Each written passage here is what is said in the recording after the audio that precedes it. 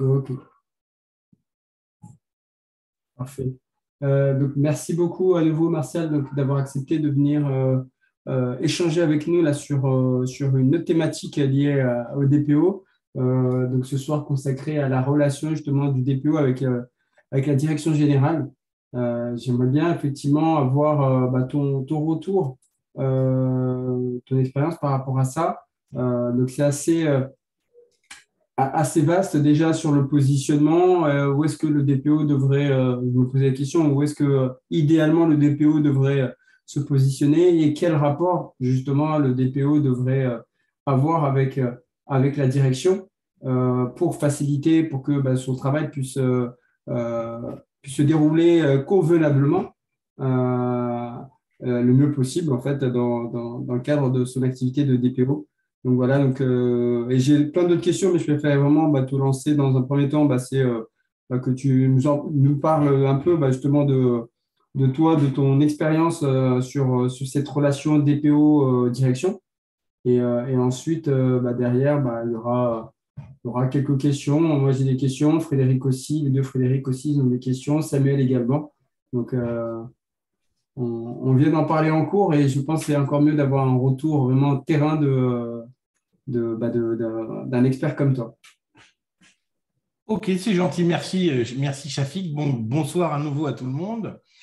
Alors effectivement, le sujet du DPO, de son positionnement, nous sommes d'ailleurs en train de le travailler.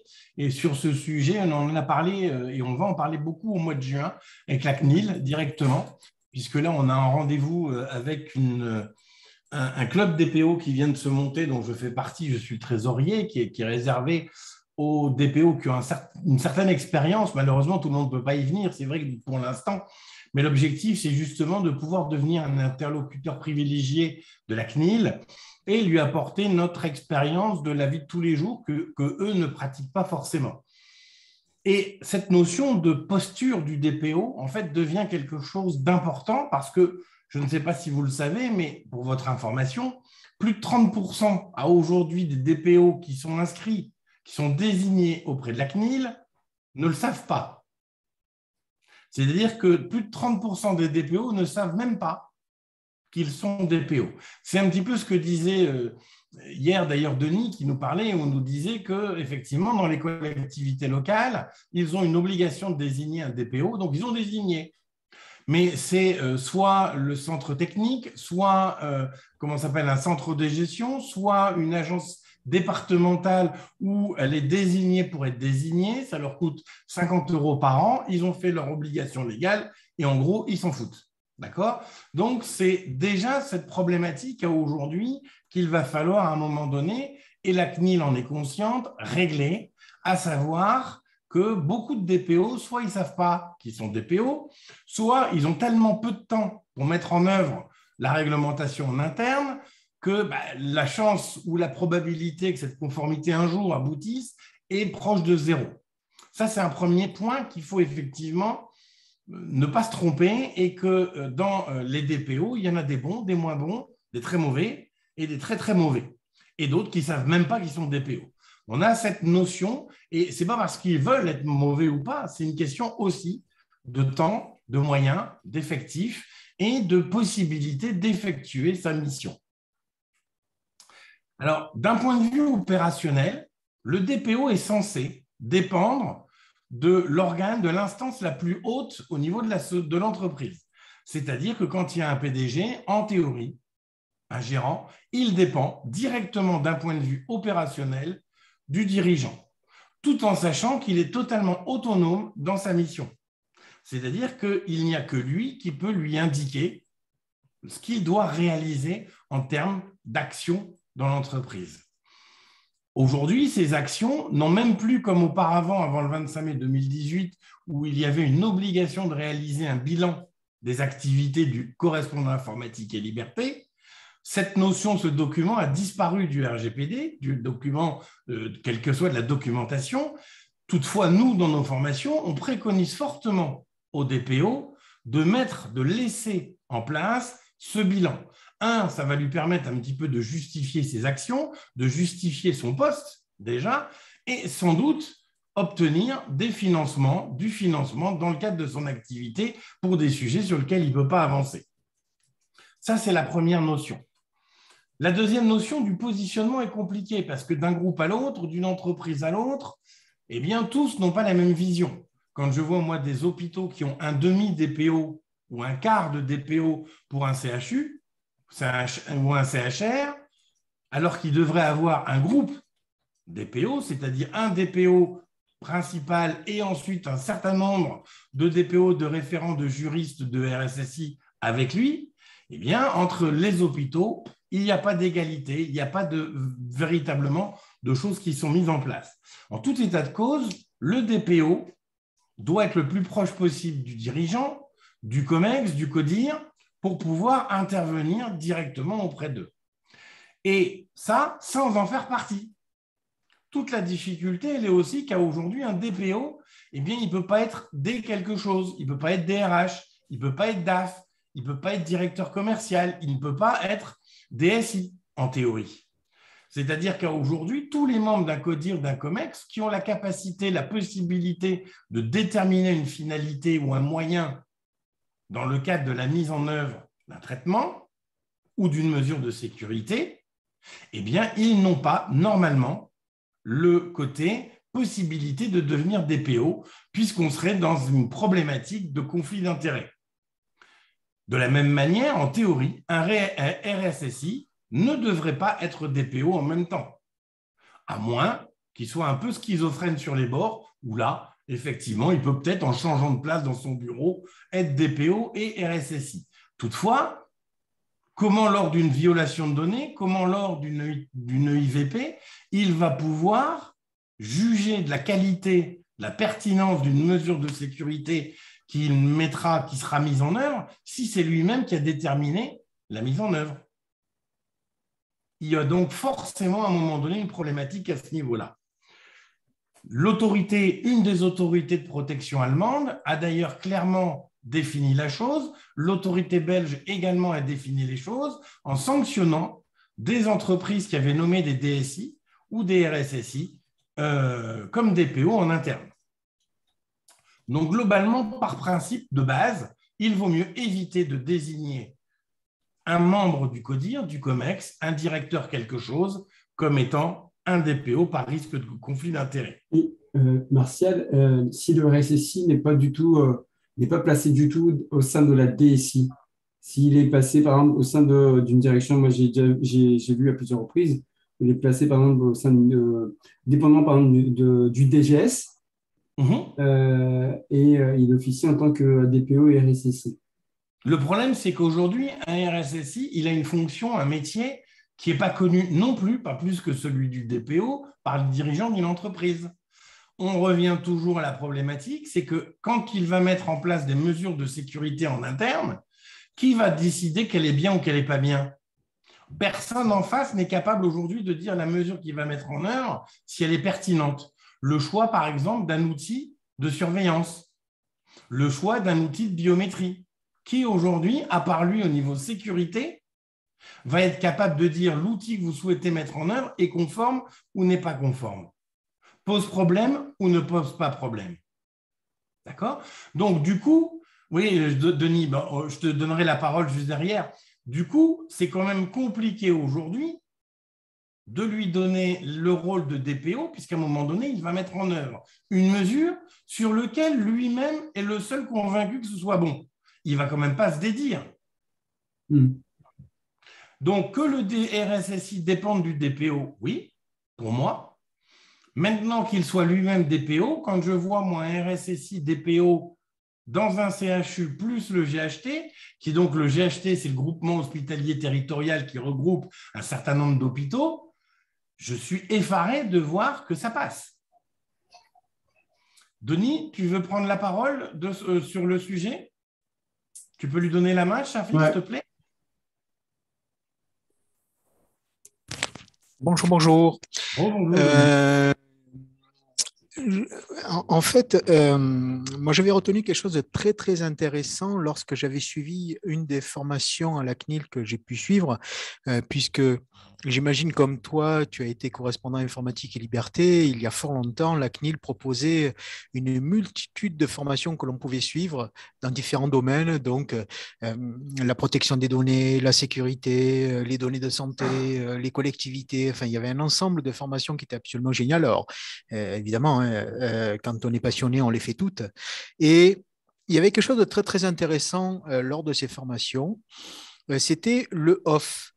Puisque en fait cette formation était animée par des juristes. Nous, on était principalement des personnes qui avaient une prédominance technique. Et donc, en gros, quand tu nous parlais, bon, c'était un langage qui pour nous n'était pas si évident que ça. Surtout au début, moi, j'ai démarré en 2011. Et en fait, il y avait vraiment quelque chose qui était très, très intéressant à la fin de ces formations. C'était le off. Et c'était un petit peu les échanges qu'il y avait avec les juristes où, en gros, ils nous disaient, bon, ben, en gros, cette règle-là, voilà, c'est comme ça qu'il faut la comprendre. Et notamment hier, c'est comme ça que je vous ai dit que ce que va regarder surtout la CNIL, ça va être la progression de la conformité d'un organisme plus que le niveau de conformité d'un organisme à un instant T. Eh bien, concernant cette désignation du DPO, il y a vraiment quelque chose que j'avais trouvé très marquant sur ce qui avait été dit en off, c'est qu'en fait, déjà, pour savoir si on peut être DPO ou pas, il faut savoir si on est responsable de traitement ou pas. Et on ne peut pas être responsable de traitement et DPO. Ça, c'est la règle. Et ce qu'il y a, c'est qu'un DSI et un RSSI peut être DPO sans aucune difficulté à partir du moment où il n'est pas responsable de traitement. Et pour identifier le responsable de traitement, la règle que j'ai trouvée absolument géniale, c'était de se poser la question qui avait le droit de dire stop au traitement. On peut avoir une entreprise avec 10 personnes et on peut avoir 10 responsables de traitements différents pour 10 traitements différents. Et donc, du coup, on peut se retrouver avec des personnes qui sont DSI et responsables mais de notre traitement et pas du traitement dans lequel ils ont le pouvoir de dire off. Et ça ne pose aucune difficulté d'avoir ce mélange de statuts. Donc, la question de qui a le pouvoir de dire stop, je la trouve absolument géniale parce que du coup, quand on pose la question à l'interlocuteur, eh bien, lui, c'est immédiatement qui a le droit de dire stop, qui a le pouvoir de dire stop à un traitement s'il y a un problème. Et c'est ça que va regarder la CNIL. Si demain, la CNIL est amenée à vous dire stop, ce traitement, on l'arrête parce qu'il est non conforme, parce qu'il ne respecte pas les règles, eh bien, qui a le pouvoir dans l'entreprise de dire stop? Eh bien, lui, celui qui a le pouvoir, il ne peut pas être DPO. Alors, je suis d'accord avec cette notion. Juste, je vais tempérer 2 secondes la notion du responsable de traitement, parce qu'effectivement, c'est celui qui peut dire stop.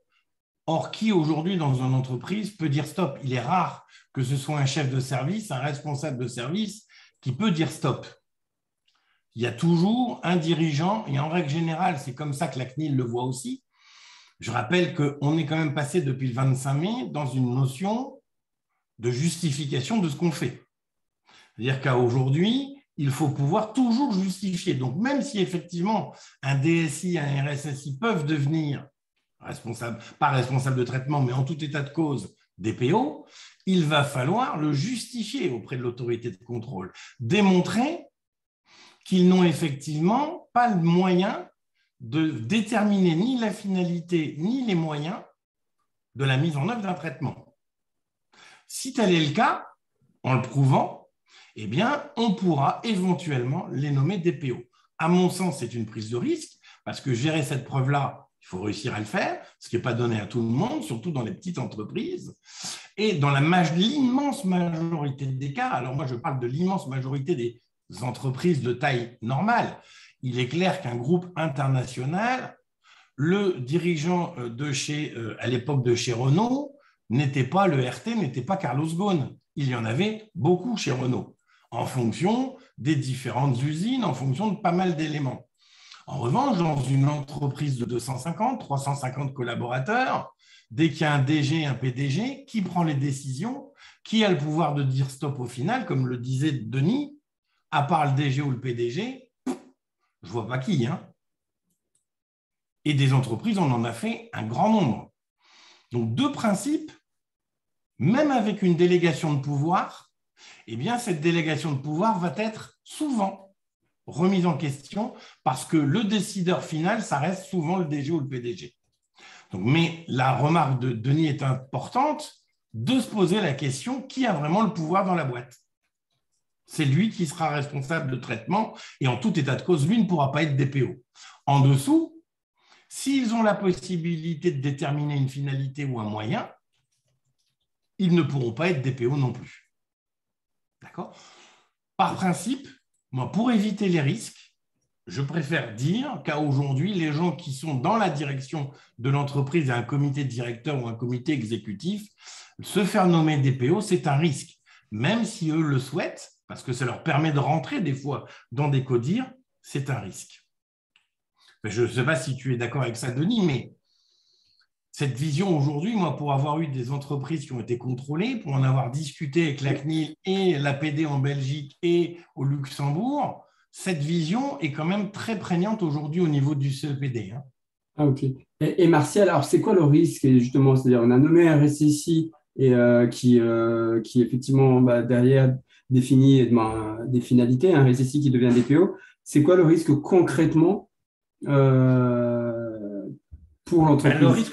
Le risque concrètement, c'est qu'ils vont estimer qu'il y a un non-respect du règlement déjà. C'est ce qui s'est passé en Belgique où l'entreprise a eu 50 000 € d'amende. D'accord. Le deuxième, c'est qu'aujourd'hui, tous les traitements qui sont mis en œuvre, étant donné qu'ils ne sont pas validés correctement, on va dire, ou en tout cas contrôlés correctement, il peut y avoir des traitements que la CNIL va estimer à risque, sur lequel eh bien, les mesures de sécurité n'auront pas été mises en œuvre correctement ou liées à une DPIA, et l'autorité peut décider d'interrompre ou de bloquer le traitement, voire de l'interdire, voire de faire supprimer les bases de données collectées initialement en estimant que les mesures ne sont pas bonnes liées au traitement. L'autorité a un pouvoir aujourd'hui qui est quand même très large, et le risque majeur, c'est effectivement de demander de stopper le traitement, notamment quand on a un traitement sur lequel la DPIA n'a pas été faite ou a été mal faite, et qui est le traitement métier. D'accord. Imagine demain une banque qui a un traitement qui doit affecter, qui doit décider de l'acceptation ou pas d'un prêt bancaire. Si la CNIL demain lui dit vous ne le mettez plus en œuvre, elle fait quoi? Ok, ouais. D'accord? Donc, à un moment donné, effectivement, cette notion est primordiale. Et le DPO a toute son importance dans la constitution d'un traitement. Et c'est pour ça également qu'on en parlait hier, la notion de privacy by design ou by default, où le DPO doit être informé dès le début d'un projet. C'est à lui de décider ensuite s'il doit être présent ou pas tout au long du processus ou pas. Parce que s'il y a des données à caractère personnel et notamment des données sensibles, eh bien, si on va devoir faire un redesign du logiciel, par exemple, de l'applicatif, du process a posteriori, j'en parlais, souviens-toi, avec les tags sur les données, si ça n'a pas été anticipé et pas été prévu, l'entreprise prend non seulement un risque de contrôle de la CNIL avec de la collecte et de la conservation des données en dehors de durée conforme, mais elle prend un risque également économique derrière en cas de stop au niveau du traitement par l'autorité. Ok. Est-ce qu'on peut aller, parce qu'on a vu dans le règlement, en tout cas, la possibilité pour l'autorité de contrôle de demander le licenciement d'un DPO. Est-ce qu'on peut aller jusqu'à là? Alors, à aujourd'hui, moi, le licenciement d'un DPO, je ne l'ai jamais vu. D'accord. Ce que j'ai vu en revanche, c'est casser des licenciements qui avaient été mis en place dans des entreprises par le dirigeant pour quelqu'un qui était SIL à l'époque. Alors, DPO, je ne l'ai pas encore vu, mais à l'époque, des deux SIL que je connaissais qui avaient été licenciés, la CNIL a refusé le licenciement puisque le motif du licenciement était que le SIL ne faisait pas bien son travail en tant que SIL sur la protection des données. il faut savoir une chose, c'est que même si ce n'est pas écrit fermement, conformément dans le document, il y a de manière tacite un contrat tripartite entre l'autorité de contrôle, quand on le désigne, le DPO et le dirigeant de l'entreprise. D'accord. Il faut savoir qu'en 2014, au moment de la rédaction, en tout cas des certaines prémices de rédaction du règlement européen, le DPO, et dans certains pays c'est le cas d'ailleurs, hein, c'est un salarié protégé. Il était prévu que le DPO soit un salarié protégé, ce qui n'a pas été retenu ni au niveau du CEPD ni en France, mais il me semble que c'est aux Pays-Bas où le DPO, à l'époque, l'équivalent du DPO, était un salarié protégé. Parce que justement, eh bien, ça peut être quelqu'un qui va empêcher, entre guillemets, ou limiter les risques au sein d'une entreprise, et tous les dirigeants ne vont pas forcément voir ça d'un bon œil. C'est le monsieur emmerdant. Un petit peu comme le responsable qualité, hein, qui vient poser quelques blocages, quelques jalons, quelques difficultés au niveau du dirigeant. Donc, il faut se rendre compte que le DPO a non pas un pouvoir, mais en tout cas un rôle de monsieur, c'est un petit peu le Jiminy Cricket du dirigeant.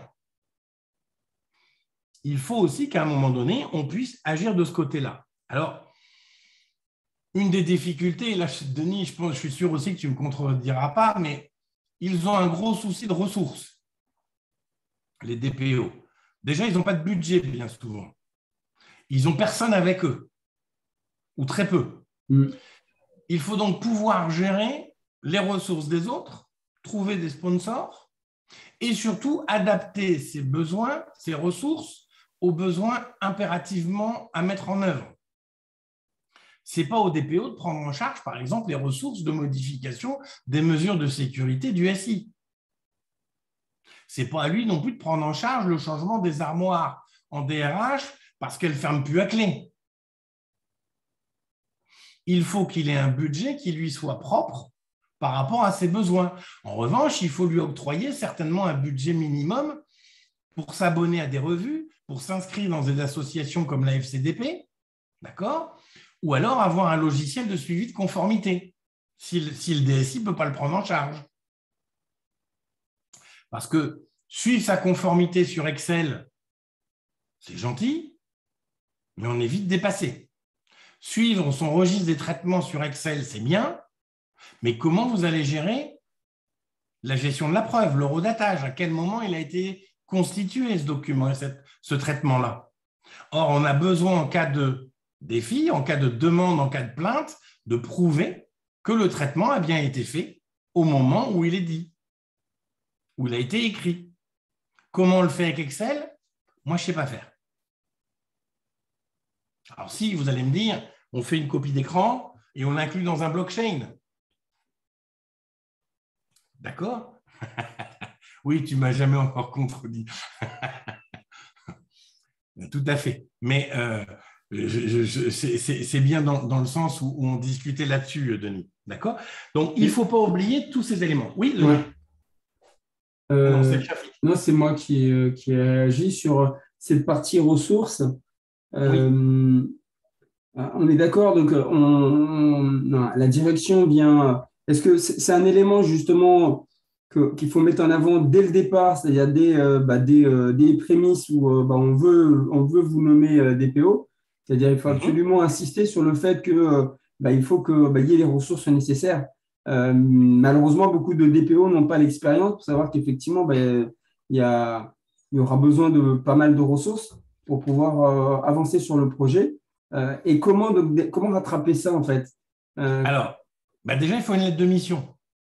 Il faut que le DPO ait une lettre de mission. D'accord? Alors, il faut qu'il y ait une lettre de mission avec le périmètre de sa fonction, de ce qu'il doit faire. Il faut qu'il ait une lettre de mission qui lui demande, par exemple, de tenir le registre. Je rappelle que le registre tel qu'il est défini dans le règlement, c'est le registre du responsable de traitement. Ouais, tout à fait. Et oui, pas le registre du DPO. D'accord? Les violations de données, c'est le responsable de traitement également qui les fait. L'AIPD également. Pardon? Oui, le DPIA également. Ouais. Les DPIA également, il est là pour les contrôler en théorie. Sauf qu'aujourd'hui, dans l'entreprise, Il y a déjà énormément de DPO qui ne savent pas faire la DPIA. Alors là, demander au responsable de traitement ou à quelqu'un d'autre, c'est un vœu pieux, mais ça va s'arrêter là. D'accord ? On doit effectivement pouvoir donner une indépendance, qu'il est indépendant dans ce qu'il doit faire, ce qui ne veut pas dire qu'il est totalement, il pourra tout faire et surtout rien faire, mais il faut qu'il en ait les moyens et que ce soit déterminé. Moi, je préconise de rajouter un bilan, comme je le disais, pour que justement dans son bilan, il va expliquer tout ce qu'il a mis en œuvre, les registres, les différents registres, les modifications, les demandes de droit qu'il a dû traiter, les violations éventuellement qu'il a dû traiter, les DPIA qu'il a dû mettre en œuvre, les procédures qu'il va déclarer. D'accord ? Avec qui ? Et comme le dit Denis, il faut qu'il trouve des alliés dans l'organisation de l'entreprise. Un allié qui est potentiel, ça va être effectivement un qui peut être, mais qui est difficile à convaincre souvent parce que, sauf si on arrive à communiquer correctement, je disais qu'hier, il faut être un bon communicant, ça peut être le DRH. Ça peut être également le responsable qualité. Ces gens-là, en règle générale, peuvent intervenir avec le DPO.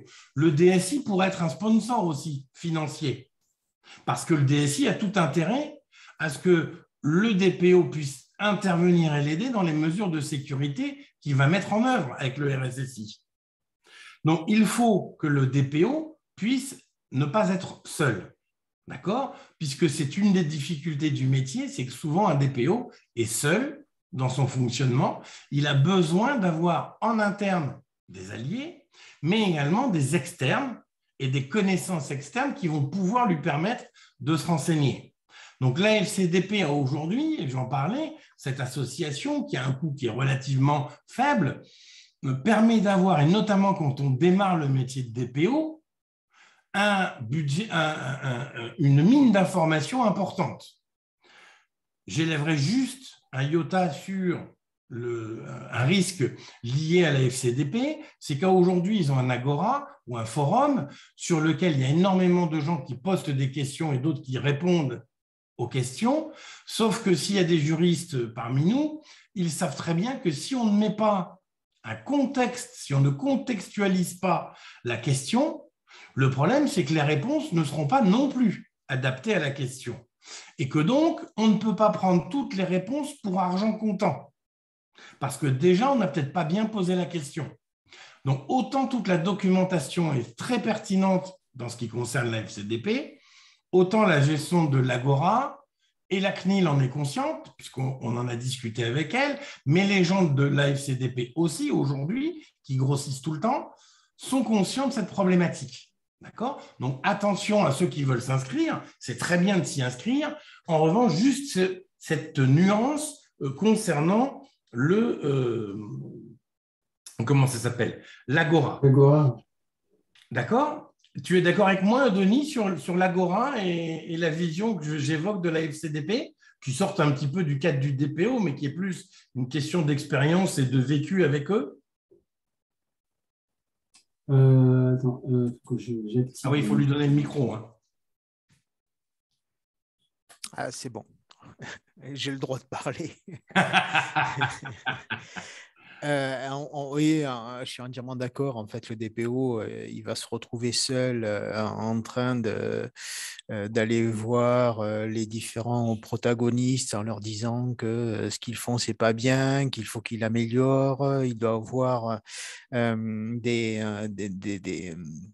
des compétences également en relations humaines pour arriver à se faire accepter, parce que sinon, ça va être un petit peu comme l'informaticien qui passe son temps à dire qu'il faut des mots de passe à rallonge, qu'il faut arrêter d'aller sur certains sites Internet, il y a plein de choses qu'il ne faut pas faire.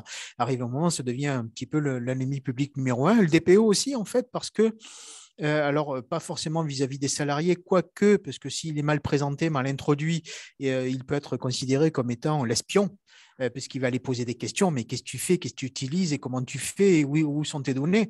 Donc, en gros, il a quand même une fonction qui n'est pas évidente, parce qu'il doit poser des questions sur la manière dont les utilisateurs vont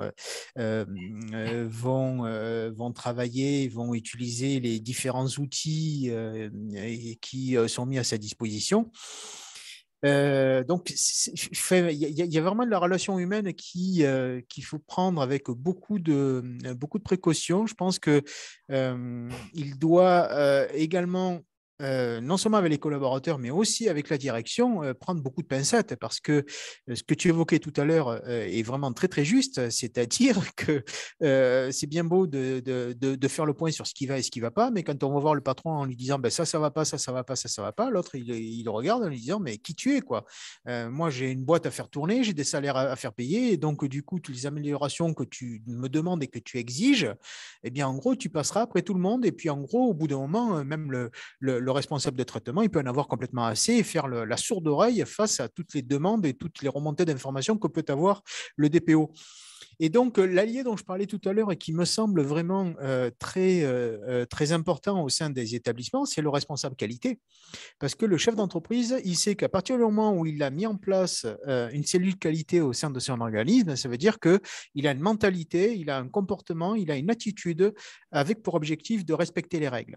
Alors après, il peut y avoir différentes raisons, parce qu'il a demandé des subventions à l'État, parce qu'il a comme client l'État, parce que en fait, des fournisseurs lui demandent une certaine conformité et donc il doit montrer systématiquement patte blanche, qui va faire qu'arrive un moment, il a besoin de quelqu'un qui s'occupe de la qualité pour être dans les normes, dans les règles et marcher dans les rails que la réglementation lui fixe. Et donc, le DPO, c'est le responsable qualité des données. Sauf que les responsables qualité n'ont absolument aucune formation en data, donc ce qui fait que c'est un petit peu quelqu'un qui vient en complément de la personne qui s'occupe de la qualité. Et la personne qui est responsable de la qualité, elle est habituée à aller embêter, pour rester poli, d'aller embêter le responsable de traitement en disant bon, là, on n'est pas bon, voilà ce qu'on risque, voilà ce qu'il faut faire. Et en règle générale, là, le patron, il écoute parce qu'il a cette attitude ouverte vers la personne de la qualité. Et donc, je pense que c'est vraiment la meilleure personne qui peut être alliée dans l'entreprise parce que c'est celle qui peut réellement faire passer un message et qui peut avoir un impact derrière et qui peut du coup entraîner des actions. Surtout, c'est le plus important, que ça entraîne des actions d'amélioration. En dehors de ça, c'est compliqué. Là, il y a vraiment un côté très humain, comportemental qui est très, très important. Il ne faut pas juste faire bien son travail, et tu en parlais hier également, c'est-à-dire il y a vraiment un côté humain, il y a un côté relationnel qui est vraiment très, très important dans le travail de DPO. Et justement, puisque tu m'as introduit la parole en me posant la question concernant la FCDP ou l'Agora, eh bien, on a un petit peu l'impression de se sentir moins seul.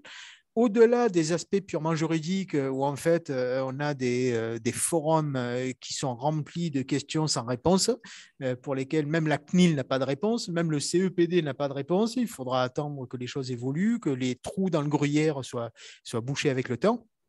Eh bien, il y a un petit peu, je ne sais pas si tu connais aussi le CJD, c'est en fait des chefs d'entreprise, centres des jeunes dirigeants, où c'est un métier à part, chef d'entreprise, où finalement, tu te rends compte que tu n'as pas d'alliés dans l'entreprise et tu es seul devant tes problèmes. Oui.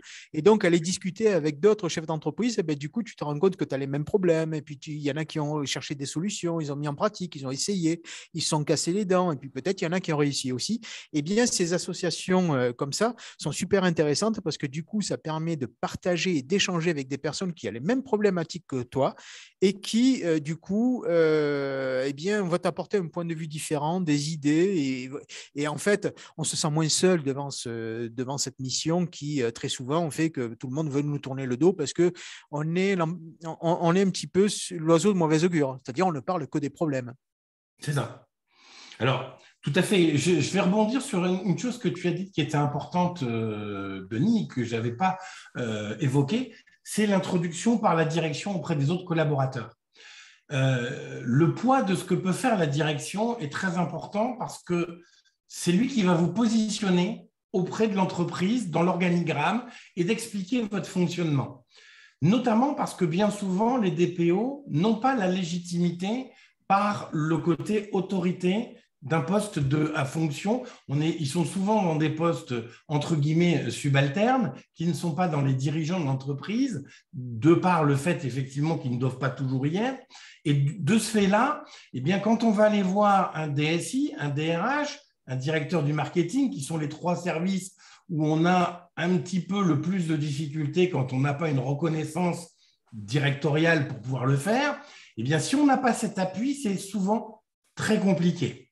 D'accord ? Donc, le point de ce que disait Denis est vraiment important, qu'on ait un vrai assentissement du dirigeant dans votre fonction et d'être accompagné effectivement au même niveau. Et c'est très juste aussi dans le côté qualité, pour les entreprises qui ont la chance d'en avoir un, de pouvoir effectivement s'appuyer sur cette notion-là. Alors après, il y a d'autres solutions déjà. Il ne faut pas oublier qu'une entreprise, ça fonctionne par budget, normalement. Donc, le meilleur moment pour essayer de le négocier, c'est déjà avant. Si vous arrivez après la bataille, il n'y aura rien.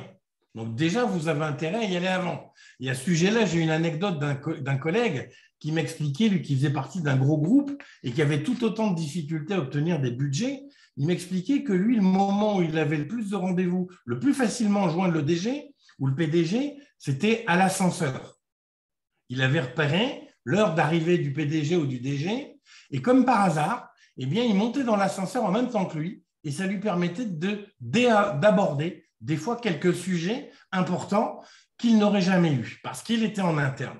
Et je voulais rebondir du coup sur la notion d'interne ou externe, où là, bien souvent, l'externe aura plus de poids que l'interne. Parce qu'on est payé, nous, pour intervenir dans les entreprises et que le dirigeant qui a déjà investi dans un DPO externe ou un consultant externe, eh bien, va les écouter beaucoup plus facilement, ce qui n'est pas très normal, hein, mais c'est comme ça, c'est la réalité terrain, que quelqu'un qui est en interne. Donc, voilà un petit peu également cette notion. D'accord ? Et effectivement, merci pour la solitude et ces JD. Donc, nous, on a mis au point, Denis, et je t'y invite d'ailleurs, si ça t'intéresse, au club DPO, je pourrais te passer la plaquette dans le sens où je pense que ton expertise pourra également, et peut-être que tu auras aussi des retours intéressants. Voilà donc un petit peu ce positionnement qui me semblait important de vous apporter. Ok. Alors, j'ai reçu 2 questions de la part d'Aurore qui s'excuse, qui devait être là et en fait qui a un petit souci perso. Alors, est-il possible de lui poser des questions?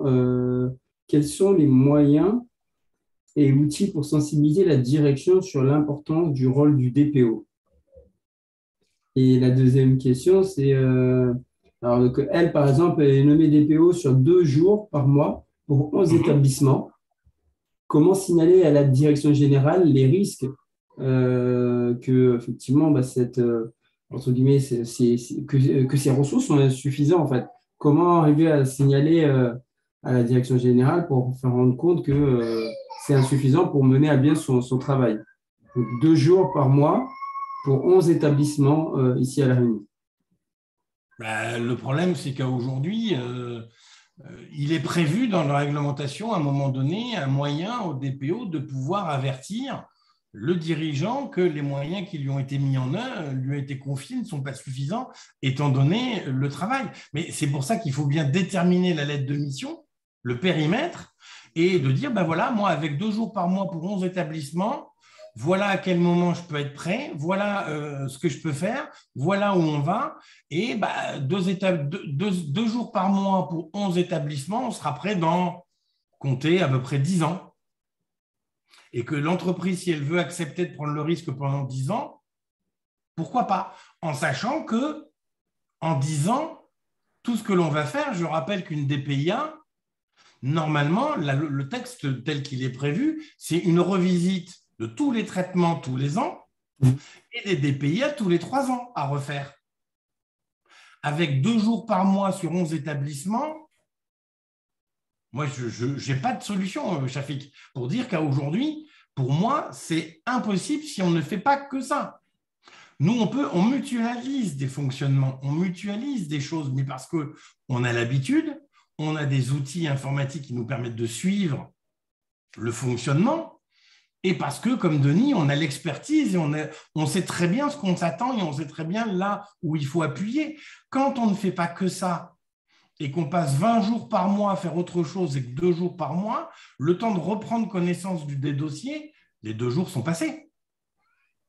Enfin, moi, Ouais. moi, par mois pour 11 établissements où je suis DPO en ayant une autre mission à l'intérieur et en ne pouvant pas déléguer un certain nombre de choses. Donc, à part déléguer à des référents, un comité de pilotage et d'autres personnes, je n'ai pas de solution.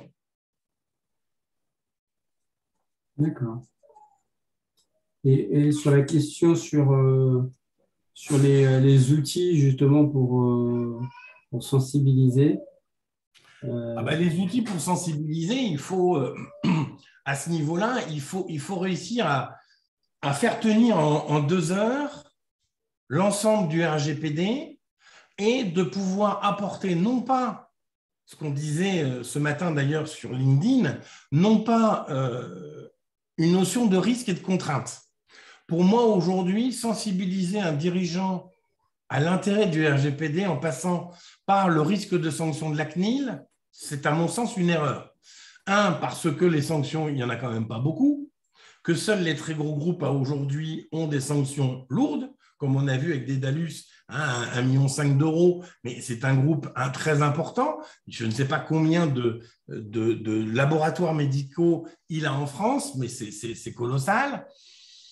Alors qu'une petite entreprise, le risque qu'elle ait un contrôle sanctionné par la CNIL, par une sanction financière, et encore plus les établissements publics, il est somme toute très faible.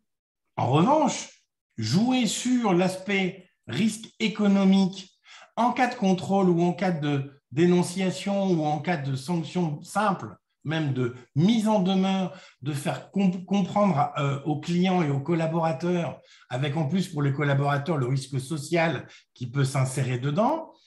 Là, pour moi, faire ressortir l'avantage du coût concurrentiel que je vais avoir en étant conforme, c'est un petit peu ce que disait Denis aussi sur le responsable qualité, qui est apporté soit par obligation légale, soit par intérêt de montrer comment il était bien dans le fonctionnement de son entreprise, et c'est en ça aussi que le RSE est en train de prendre du volume, c'est de montrer pourquoi, monsieur mon client, vous avez intérêt à me choisir, moi, votre prestataire, plutôt que de choisir un autre prestataire qui fait à peu près le même truc que moi, mais qui n'est pas conforme.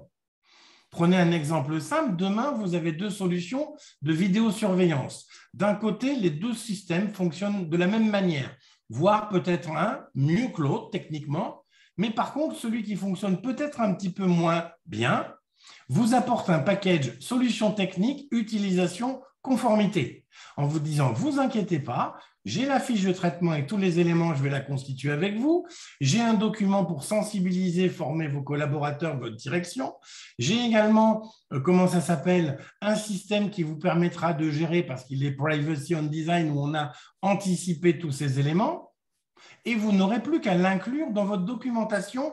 Et voilà notre plan d'assurance sécurité, ou alors, comme on le disait hier, notre norme 27701. Vous êtes DSI, vous êtes responsable des services généraux, vous prenez lequel? Il faut donc amener la protection des données sur un savoir-faire différenciateur de l'entreprise au regard de ses concurrents, et c'est maintenant qu'il faut le faire, parce que le jour où, comme la norme ISO 9001 sera implantée partout, ce ne sera plus un élément différenciant, alors qu'aujourd'hui, ça peut l'être. Moi, c'est comme ça que je travaille avec mes clients, que j'envisage. Alors après, j'ai aussi d'autres clients où là, ils n'ont pas eu le choix, c'est la Cour des comptes qui leur a dit « vous devez avoir un DPO et être conforme ». Bon, là, c'est plus simple pour entrer. Ça ne veut pas dire qu'ils ont compris. Ça veut dire qu'on ne leur a pas donné le choix. Et ça veut dire surtout qu'au début, ils ne veulent pas mettre de fonds. Ils vont nommer, au début, ils pensaient nommer, sauf que derrière, ils se sont aperçus qu'on avait un intérêt. Donc, c'est à nous, et on revient à ce que disait Denis, de la communication aussi. Ok.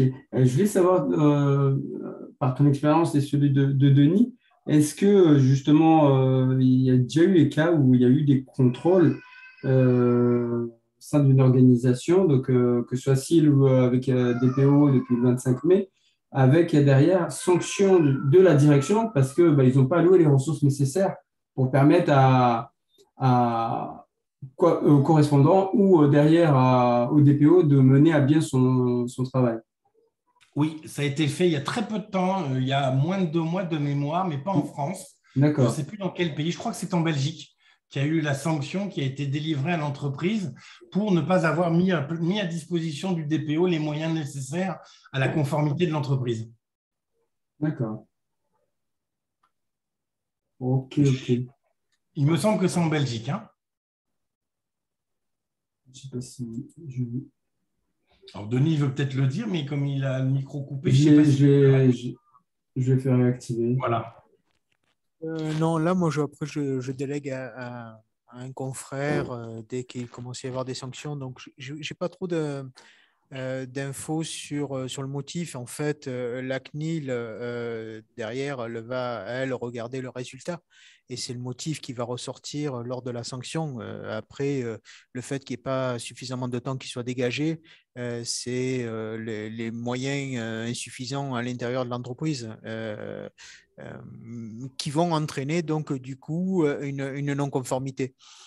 Maintenant, pour réagir par rapport au temps que l'on peut consacrer ou pas, moi je dis la mise en conformité, c'est comme un saucisson. Hein, en fait, le saucisson il est plus ou moins gros en fonction de l'activité, de la sensibilité des données traitées. Après, c'est au responsable de traitement à prendre ses responsabilités sur la taille des tranches qu'il va manger chaque fois. Le saucisson, on ne peut pas le manger en entier, personne ne peut le manger en entier, mais en tranches, on peut le manger plus ou moins vite en fonction de la taille des tranches et la manière dont on vient piocher pour le manger. Voilà. Et donc, un organisme qui va consacrer que 2 jours par mois, c'est parfaitement possible à partir du moment où il y a peu de traitement, où on est en vitesse de croisière aussi et qu'il y a peu de changements. Mais en phase de démarrage, on peut le faire aussi, mais il faut que le responsable de traitement sache que ça va prendre plusieurs mois, voire plusieurs années pour arriver à un point qu'on peut se fixer. Et c'est en fonction de la taille de l'établissement, ça peut prendre plusieurs semaines à plusieurs mois non-stop pour mettre en place le démarrage. C'est au responsable de traitement finalement à le choisir, mais en même temps, je ne veux pas non plus lui jeter la pierre dans la mesure où si ça ne lui est pas présenté comme étant quelque chose qu'il peut mettre en place plus ou moins vite, et que lui, la seule chose qu'il voit, c'est un temps dégagé de quelqu'un qu'il va devoir payer, et donc il va avoir le budget consacré pour la mise en place de cette activité-là, eh bien, la personne qui va mettre en place, qui va avoir cette charge, elle va faire avec les moyens qu'on lui donne. Le responsable de traitement, de toute façon, il faut qu'il sache que si il a un contrôle, qu'il soit à 0 jour de sa démarche ou qu'il soit à 15 jours de sa démarche, eh bien, le contrôle, il aura certainement les mêmes conséquences dans la mesure où il sera très loin de ce qui aura été le point d'arrivée ou le point que l'on se fixe lorsqu'on veut se projeter déjà à un niveau satisfaisant. Voilà ce que je peux dire. Je le présente et en fonction de la manière dont on le présente, c'est plus ou moins accepté. Mais bon, après, moi, en tant que dépôt externe, je respecte la taille des tranches de saucisson. Hein. C'est pas moi qui paye. Mais par contre, je dis, voilà, il y a un saucisson qui fait telle taille. Et donc, du coup, c'est vous qui choisissez comment vous le mangez plus ou moins vite. Et en général, c'est très marrant. Hein, mais le saucisson, en fait, il n'intéresse pas grand monde lorsqu'ils ne sont pas très obligés de faire quoi que ce soit. Par contre, dès qu'ils sentent qu'il y a un problème avec un salarié, qu'ils ont une demande de droit d'accès, dès qu'ils commencent à se rendre compte qu'ils ont au bout peut-être même un litige avec quelqu'un et qui peut déboucher sur la CNIL, d'un coup, les tranches de saucisson s'agrandissent. Oui, c'est très juste ce que tu dis, Denis. Aujourd'hui, les entreprises ont de la chance que les syndicats n'aient pas encore compris toute la puissance du règlement européen sur la protection des données dans le cadre de la collecte des données. Moi, j'ai eu le cas dernièrement, quelqu'un me disait dans l'entreprise, c'est un syndicat qui m'avait posé la question indirectement, concernant la durée de conservation des boîtes mail, où le dirigeant lui a dit la loi, c'est 10 ans. Non, c'est tout de suite. Dès qu'on quitte l'entreprise, la boîte mail, avec une tolérance d'1 mois, doit être supprimée. Et ça, il y a un risque derrière social. Il y a un risque de perdre au prud'homme si les données sont mal collectées. Si on va licencier quelqu'un pour avoir vu qu'il avait utilisé la carte de paiement du carburant qui par définition, sa finalité, c'est payer du carburant, ce n'est pas de suivre le déplacement du collaborateur si on ne lui dit pas. Et donc, si derrière on le sanctionne, eh bien, c'est un détournement de finalité. Ok. Frédéric Briand, pardon. Tu avais peut-être une petite question à poser? Oui, juste un petit cas pratique. On a évoqué, vous l'avez répété pas mal de fois, qu'il faut qu'on ait l'appui de la direction, il faut qu'on intéresse la direction. Quand on a quelqu'un qui est réfractaire, est-ce qu'on a intérêt, par exemple, à faire des casual games pour pouvoir les mettre en situation, pour pouvoir leur démontrer que ce n'est pas simplement qu'un tableau avec des cases à cocher qu'on va leur produire et essayer de réveiller leur intérêt? Est-ce que vous avez intérêt? Enfin, moi, à mon sens, s'il est réfractaire au principe même de la protection des données, vous pourrez arriver avec tous les sujets, toutes les sanctions qui ont été données, avec tout ce que vous voulez. À mon sens, vous allez donner un coup d'épée dans l'eau. Une fois de plus, je pense que lui apporter quelque chose où il va avoir, lui, la possibilité d'avoir un bénéfice, d'avoir un aspect productif et financièrement intéressant, c'est plus ça qui va le décider. La seule chose que vous pouvez lui mettre, c'est effectivement le risque social vis-à-vis d'un risque prud'homal s'il y a déjà une certaine tension dans l'entreprise. Aujourd'hui, si vous sentez que dans l'entreprise, il y a un côté un petit peu tendu et que vous allez mettre, par exemple, de la caméra de vidéosurveillance dans les couloirs, dans l'entrée, voire des empreintes biométriques, eh bien, vous allez créer une suspicion et un climat de tension supplémentaire. Mais lui donner un cas pratique où la sanction est tombée parce que ceci, parce que cela, comme ces arguments sont de toute façon, on est tout petit, le risque, il n'est pas très fort, et s'ils viennent m'embêter, je ferme ma boîte, je ne pense pas que ça lui change grand-chose à sa vision. Oui, effectivement. Pour le vivre, Frédéric. Vous savez, j'ai des clients où ça nous est arrivé une fois, où on avait été missionné, il y a eu un changement de direction générale, où le nouveau qui est arrivé n'était pas du tout en phase avec le RGPD, on était des empêcheurs de tourner en rond. Au bout de 2 mois de présence, quand on allait chez lui, on allait une fois de temps en temps chez lui ou en cas de demande, je suis allé le voir et je lui ai dit, écoutez, cher monsieur, on va mettre fin au contrat. Parce que de toute manière, manifestement, ça ne vous intéresse pas, on vous empêche de fonctionner. Moi, je n'ai pas que ça à faire. Vous prendre votre argent, c'est gentil, mais au bout d'un moment, non. Donc, on a arrêté le contrat, si vous voulez, de notre fait. En revanche, la CNIL lui a posé la question pourquoi on avait arrêté. Parce que nous, on a envoyé un courrier comme quoi on démissionnait notre poste de DPO externe. La CNIL lui a posé la question. D'accord. Et elle n'a pas déclenché un contrôle dans la foulée? Après, en tout cas, je ne l'ai pas vu arriver dans la masse des contrôles CNIL, mais la CNIL ne nous délivre pas non plus toutes les entreprises qu'elle contrôle. Ok. D'accord, merci. Merci beaucoup. Martial, j'ai encore une autre question sur toujours positionnement du DPO, mais surtout comment concrètement ne pas subir l'influence des différents responsables de services, métiers, etc., et mener à bien sa mission. Parce que c'est que dans les organisations, on est confronté, surtout s'il n'y a pas une bonne communication de la part de la direction, s'il n'y a pas ce rôle de leadership, on est confronté au fait que on va tomber forcément sur des responsables de service qui vont essayer d'influencer, de mettre la pression sur le DPO. Comment éviter ça?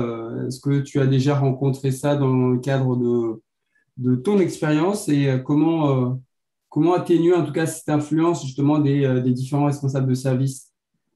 Alors, il y a deux possibilités. Une qui demande un petit peu de moyens financiers, à savoir se faire accompagner par des gens comme nous, comme Denis ou d'autres, des spécialistes du sujet en externe et qui vont apporter, eux, un élément qui va tout être autre, à savoir qu'en étant externe, on va pouvoir aller voir les responsables de ces services et de les mettre devant le fait accompli, devant leur expliquer que c'est qu'à un moment donné, à nous, ils ne peuvent rien faire, quoi.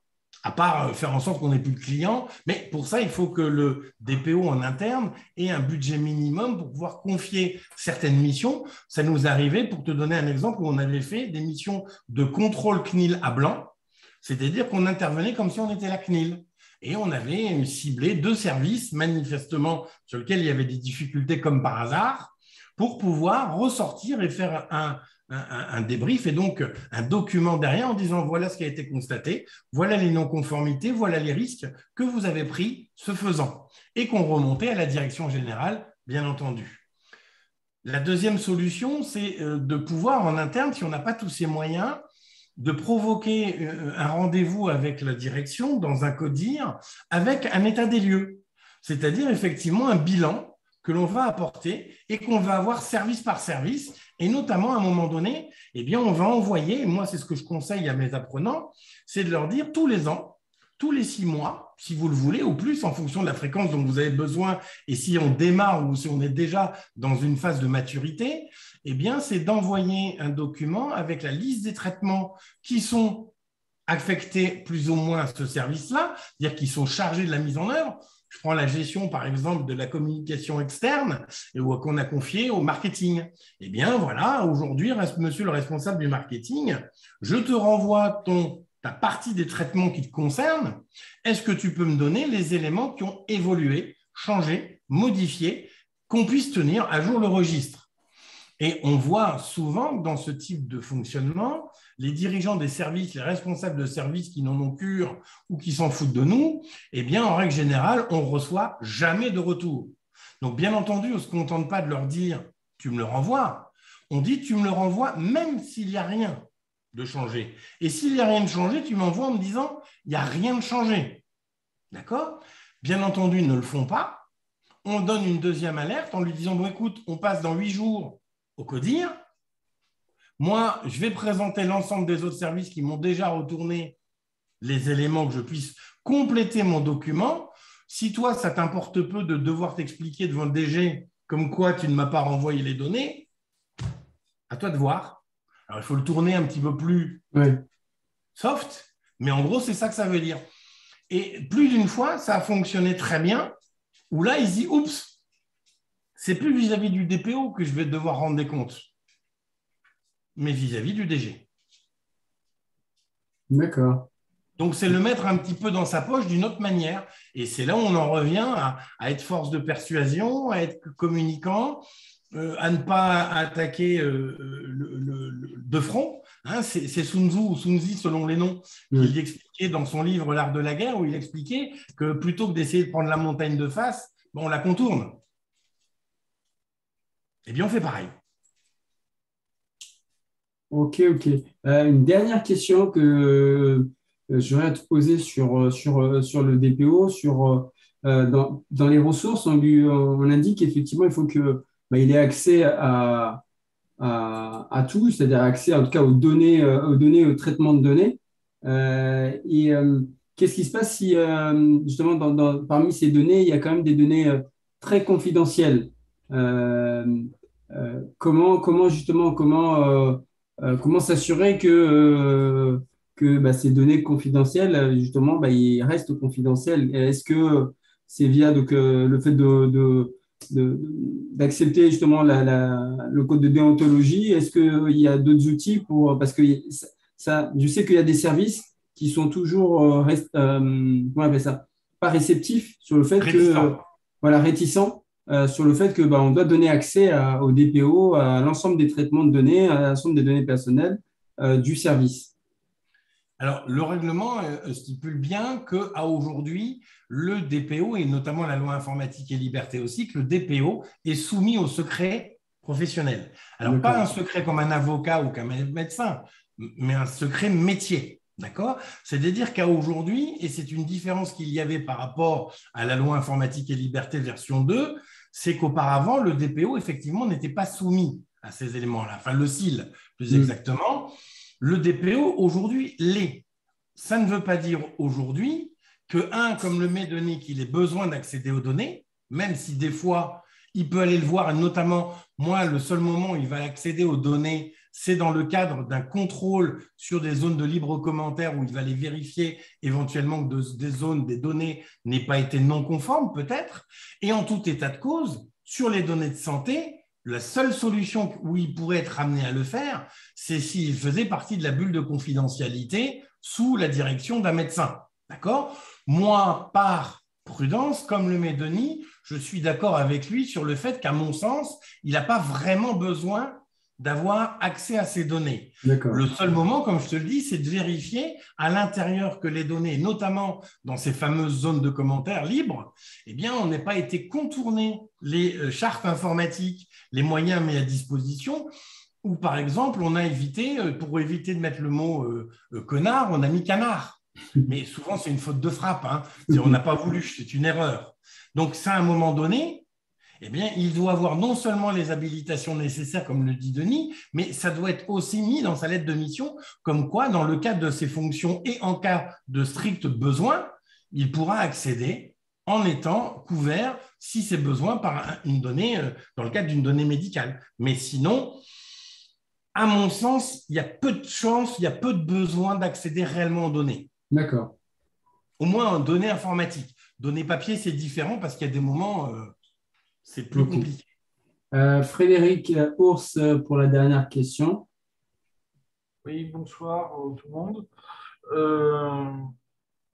Martial, tu avais dit au début que la CNIL était en train de travailler justement sur le positionnement du DPO pour le formaliser un peu plus. Est-ce qu'il va y avoir une évolution au niveau juridique ou quelque chose de ce coup-là? Alors, à aujourd'hui, en tout cas, elle s'interroge sur la désignation des DPO. Elle s'interroge, et c'était prévu de toute manière dans la notion de certification des DPO, elle s'interroge pour faire évoluer cette certification. Personnellement, je suis partisan de le faire évoluer, puisque pour moi, la problématique de la certification est qu'on a une certification qui est essentiellement la lecture du texte juridique, mais non pas la mise en œuvre du métier sur le terrain. Et la troisième des choses, c'est qu'elle évolue également, puisqu'elle est en train de déterminer bientôt la labellisation des formations par une certification des organismes formateurs de DPO. Donc ça, elle est en train d'y travailler sur ce sujet-là. Demain, changer… Oui ? Je n'ai pas compris. Donc, il y a une remise en cause parce qu'ils avaient déjà délivré ils avaient déjà autorisé des organismes de formation à délivrer les formations DPO. Et là, tu dis qu'ils sont en train de… Non, de… elle a délivré à personne. Aujourd'hui, aucune formation, aucune société n'a une attestation de la CNIL disant qu'on peut former. Elle avait fait un label formation, mais qui n'est plus valable depuis 2021. Ah, d'accord. Donc, c'était juste… Seuls ceux qui avaient le label au 25 mai 2018, et encore c'était au mois d'avril 2018, ont eu une tolérance, puisqu'ils avaient eu la désignation, la validation pendant 3 ans, d'apparaître sur le site de la CNIL comme étant labellisé CNIL jusqu'au mois d'avril-mai, c'est-à-dire 3 ans après leur date de clôture des possibilités. Donc aujourd'hui, la CNIL est en train de faire en sorte que les organismes certificateurs déjà de DPO en tant que personnes physiques vont pouvoir maintenant eux-mêmes certifier des OF. D'accord. De formation, à qui il faudra montrer patte blanche, et c'est-à-dire qu'il y aura tout un dossier. Il ne suffira pas d'être Calliope, par exemple, pour pouvoir demain prétendre à faire de la formation. Il faudra justifier d'une expérience réelle avec on ne sait pas trop comment ça va se dérouler encore, hein, mais le référentiel est prêt, d'accord, pour pouvoir affecter. Donc, ce qui est sûr, c'est que demain, la CNIL va être de plus en plus vigilante sur la posture du DPO et sur la compétence du DPO. Parce que elle s'aperçoit qu'aujourd'hui, il y a des DPO, quand tu leur dis qu'est-ce qu'une donnée, moi je l'ai vu il y a encore très peu de temps, qui confondaient le principe de la collecte directe ou indirecte de l'article 13 au 14 avec une base légale sur le consentement ou le droit d'opposition. Que j'ai encore vu des gens qui me disaient « Ah ben oui, mais on a moins de 250 collaborateurs, j'ai pas besoin de DPO ». Mais non, ce n'est pas pareil. Et ce sont des DPO. Il y a des DPO qui pensent encore que seules les données numériques sont à traiter, pas les données papier. Donc, le niveau aujourd'hui est vraiment très, très divers et varié. Je peux comprendre que ça a été lancé dans un premier temps où il y avait un manque de DPO ou de compétences criantes auprès des CIL qui avaient déjà la même problématique précédemment. Là, la CNIL est en train de bouger et peut-être qu'elle va revoir effectivement cette désignation des DPO. Mais aujourd'hui, elle est dans une phase de questionnement, d'interrogation des associations de positionnement et autres. Je sais que la FCDP, pendant un moment, avait pensé, elle, mettre en œuvre la pratique du grand-père, hein, la clause du grand-père, dire tous ceux qui étaient CIL auparavant seraient devenus DPO de fait. Bon, heureusement, la CNIL a dit non, le CEPD a dit non, mais c'était en tout cas un projet que la FCDP, et d'ailleurs, je crois qu'ils sont revenus aussi sur cette idée parce qu'ils sont aperçus que les compétences n'étaient pas forcément là et que tout le monde n'avait pas envie de prendre la responsabilité du DPO en plus. Donc voilà où on en est, Frédéric. Donc à aujourd'hui, on sait qu'ils vont vouloir faire évoluer ça, mais on n'a pas encore vraiment les connaissances. Après le mois de juin, j'aurai déjà un petit peu plus d'infos, je pense. Ok. Fred, je pense que c'est bon. J'ai pas vu de réaction. Martial, on arrive à la fin là, de cette session. Je pense que tu as répondu à toutes nos questions. Un grand merci. Merci beaucoup, Denis, également pour. Ok, pas de questions particulières. Non, c'est un message privé que j'ai reçu. Donc, merci beaucoup, Denis, et merci à nouveau, Martial, donc, de nous avoir éclairé sur ce sujet, effectivement, sur la relation DPO et direction générale. Et donc, moi, on vous donne rendez-vous demain, parce qu'on continue encore. Je vais juste partager rapidement mon petit écran. Demain, c'est à 17h, parce qu'aujourd'hui, effectivement, c'était un peu exceptionnel, parce que j'enchaîne là une autre visio, mais dans un autre domaine. Demain, on reçoit Louis-Philippe Sondec, donc c'est le CIO de Clever Identity, qui va venir nous parler de violation de données personnelles, comment réduire les risques. Ça va être essentiellement beaucoup technique, mais ça va être intéressant. Donc, il va revenir pour information, il va revenir notamment sur la violation de données, sur la sanction d'Edalus récemment et ce qu'il aurait fallu, entre guillemets, mettre en place pour réduire le risque de cette violation de données. Demain, c'est à 17h, heure Paris, 19h à La Réunion, pour échanger avec Louis-Philippe. Et c'est avec plaisir, Martial, Denis, si vous pouvez venir nous apporter votre expertise, on vous donnera la parole, bien sûr, pour échanger là-dessus. Voilà, donc merci en tout cas d'avoir répondu présent, Denis, et donc à très très bientôt. Je serai certainement présent parce que ça m'intéresse beaucoup d'avoir la vision de Louis-Philippe, étant donné que moi, j'ai également des clients laboratoires d'analyse médicale et qui font partie du groupe dont fait partie également Dedalus. D'accord. Donc, nous, c'est un dossier qu'on suit depuis le tout début de la violation de données. Donc, effectivement, on a quelques informations, ou en tout cas quelques questions concernant ces données-là, quoi. Ok, parfait. Voilà, donc demain à 17h, c'est le même lien toujours, donc vous êtes les bienvenus. Merci encore, Martial, et je vais